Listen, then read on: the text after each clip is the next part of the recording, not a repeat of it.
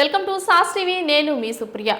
AP ఎన్నికల్లో ఇప్పుడు hot topic గా నిలుస్తున్న విషయం ఏంటంటే మేనిఫెస్టోల విడుదల. ఒక్కొక్క పార్టీ ఒక్కొక్క రకంగా మేనిఫెస్టోలను విడుదల చేస్తూ తమ పథకాలను ప్రజల్లోకి తీసుకెళ్తున్నారు. కానీ ప్రతి ఎన్నికల్లోనూ తమకంటూ ఒక క్రేజ్ ఏర్పరచుకునే వాళ్ళలో కేఏ పాల్ ఒకరు. ఆయన కూడా తన మేనిఫెస్టోను డిఫరెంట్ గా విడుదల చేసి హల్చల్ చేస్తున్నారు. దాని గురించి ఇప్పుడు తెలుసుకుందాం. ఏపీ ఎన్నికల ప్రచారంలో ప్రస్తుతం మేనిఫెస్టో ట్రెండ్ నడుస్తోంది. అధికార వైసీపీ, విపక్ష టీడీపీ కూటమి ఇప్పటికే మేనిఫెస్టోలు విడుదల చేశాయి. వైసీపీ నవరత్నాలు ప్లస్ పేరుతో మేనిఫెస్టో తీసుకురాగా టీడీపీ కూటమి ప్రజాగళం మేనిఫెస్టో అంటూ ఎన్నికల ప్రణాళిక విడుదల చేసింది.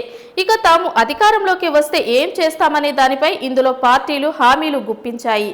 అయితే ఈ క్రమంలోనే ప్రజాశాంతి పార్టీ అధ్యక్షుడు కేఏ పాల్ కూడా నేను సైతం అని ముందుకు వచ్చారు. ఎన్నికలు ఏదైనా తనదైన శైలిలో హంగామా చేసే కేఏ పాల్ ఈసారి విశాఖపట్నం లోక్సభ నియోజకవర్గం నుంచి ప్రజాశాంతి పార్టీ తరపున బరిలోకి దిగుతున్నారు. వైసీపీ, టీడీపీ మేనిఫెస్టోలు విడుదల చేసిన నేపథ్యంలో పాల్ కూడా దశరత్నాలు పేరుతో ఎన్నికల మేనిఫెస్టో విడుదల చేశారు. దశరత్నాలు పేరిట రిలీజ్ చేసిన ఎన్నికల మేనిఫెస్టోలో కేఏ పాల్ 10 ముఖ్యమైన హామీలు ప్రకటించారు. ప్రజాశాంతి పార్టీకి ఓటేసి గెలిపిస్తే ఈ 10 గ్యారంటీలు అమలు చేస్తానంటూ ప్రకటించారు.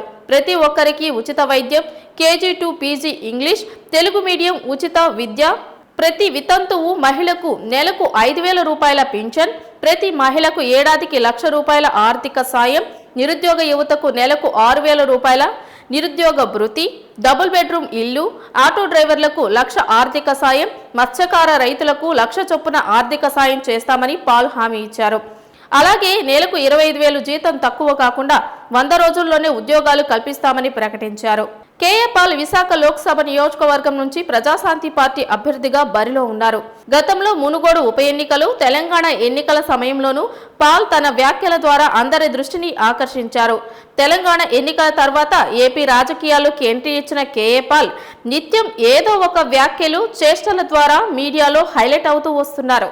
గత కొంతకాలంగా విశాఖ వేదికగా రాజకీయాలు మొదలుపెట్టిన కేఏ పాల్ అక్కడి నుంచే సార్వత్రిక ఎన్నికల బరిలో నిలిచారు.